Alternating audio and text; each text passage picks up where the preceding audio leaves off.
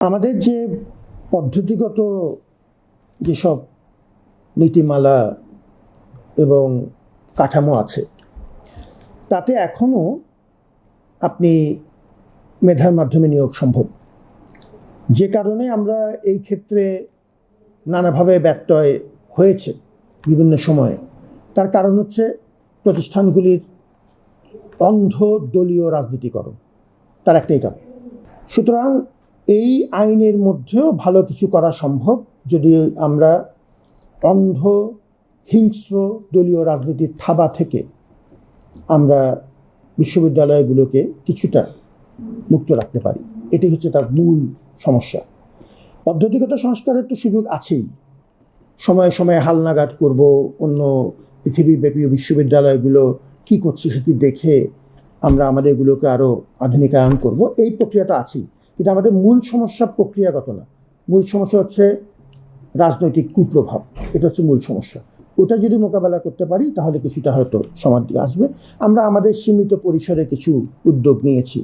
আমরা এখন যেটা চেষ্টা করছি যে আমাদের যে গবেষণা কেন্দ্রগুলো আছে শুরু হিসেবে তাতে ভিসির একচ্ছত্র ক্ষমতা কমিয়ে ফেলে আমরা চাচ্ছি যে সার্চ কমিটির মাধ্যমে, যেখানে আমাদের বিদগ্ধ পণ্ডিত পর্যায়ের অধ্যাপকরা থাকবেন এবং তাদের কোনো কনফ্লিক্ট অফ ইন্টারেস্ট থাকবে না, তারাই প্রাথমিকভাবে যাচাই বাছাই করে ভালো সম্ভাব্য ক্যান্ডিডেট, তারা 3 জন পর্যন্ত, এক একজন যদি একজন পরিচালক লাগে 3 জনের নাম তারা আমাদের উপাচার্য মহোদয়ের কাছে উপস্থাপন করবেন এবং উপাচার্য স্বাধীনতা থাকবে শুধু অতটুকু, তিনি 3 জন থেকে একজনকে নিতে পারবেন।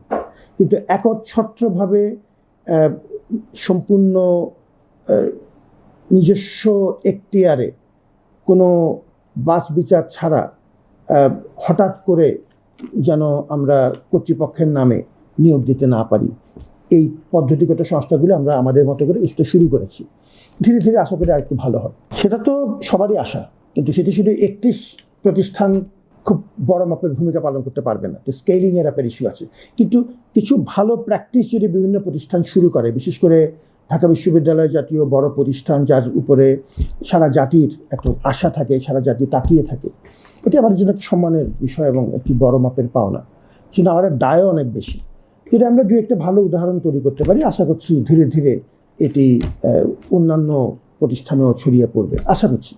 এবং আমাদের তো সবাই এই আশা জিয়ে রাখা প্রয়োজন, কারণ আমাদের সবচাইতে মেধাবী মানুষজন চলে যাবে, এটি তো কারো কাম্য না। আমরা এটাও চেষ্টা করছি যে রিভার্স ব্রেইন ড্রেইন, এখন আমি যেটাকে বলছি, যে যারা বাইরে আছেন ভালো করছেন তাদেরকে কোনো না কোনোভাবে দেশের কাজে ব্যবহার করা যায় কিনা, আমরা ওরকমও এখন কিছু উদ্যোগ নিচ্ছি। যেমন ভিজিটিং প্রফেসরশিপ ঢাকা বিশ্ববিদ্যালয়ে আমরা মোটামুটিভাবে এখন চেষ্টা করছি এটাকে নিয়মিতকরণ করতে। আমাদের যারা বাংলাদেশি বংশোদ্ভূত অত্যন্ত গুণী গবেষক এবং শিক্ষক আছেন পৃথিবীর বিভিন্ন দেশে, আমরা চেষ্টা করছি তাদেরকে আবার কিছুটা অন্তত আমাদের সাথে ফেরত আনা, বা তারা যদি যখন দেশে আসেন কিছু সময় যদি আমাদেরকে দেন, এরকম কিছু উদ্যোগ আমরা নেওয়ার চেষ্টা করছি। আশা করছি এই ছোটো ছোটো উদ্যোগগুলো থেকে একদিন বড় কিছু হবে।